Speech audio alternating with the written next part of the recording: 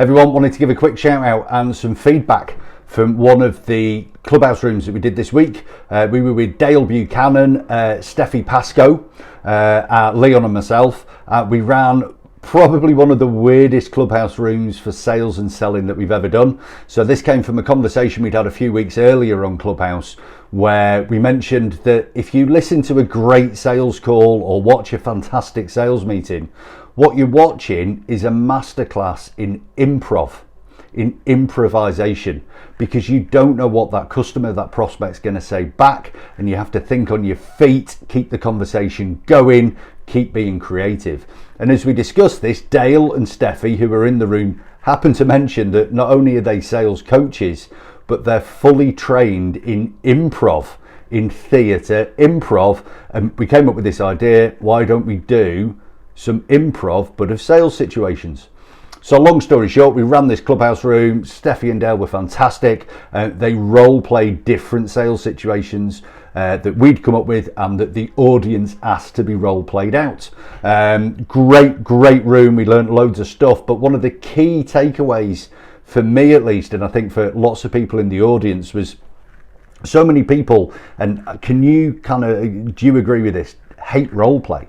It comes to that part of sales training, working with your team, and you have to role play, and everyone goes, oh God, it's embarrassing, or there's always somebody who goes too far, and it can feel really unproductive, can't it? But if the first time you say it is the first time you've said it in a sales situation, you're going to come unstuck. So I think one of the top tips that came out this whole room that we did with improvisation was, if you're going to role play, break it right down. You know what? Salespeople are frustrated actors, but they're not professional actors.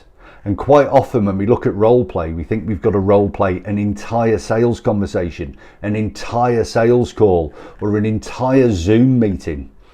That's where we're going to go wrong with role play. Just role play tiny bite-sized bits. An objection, a great question that you need to ask, a 15-second opening to a sales call.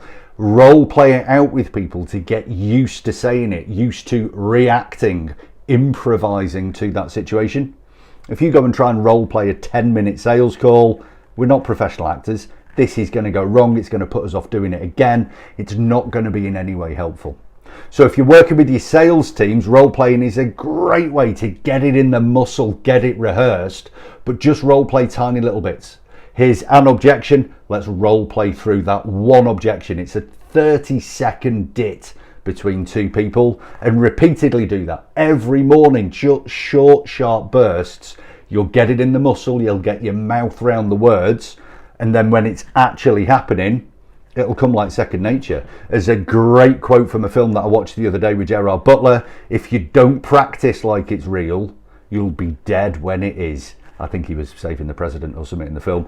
But the meaning behind it is exactly the same. So please come and join us in Clubhouse. We're there every single weekday, 6:45 till 8 p.m. UK time, discussing a different topic in our sales and selling daily room. And we get people from all four corners of the world joining in, sharing ideas, experiences, tips and stories. And the idea is, together we're stronger. Let's share our ideas, help you hit more targets, earn more commission, and buy those new shoes. Cheers.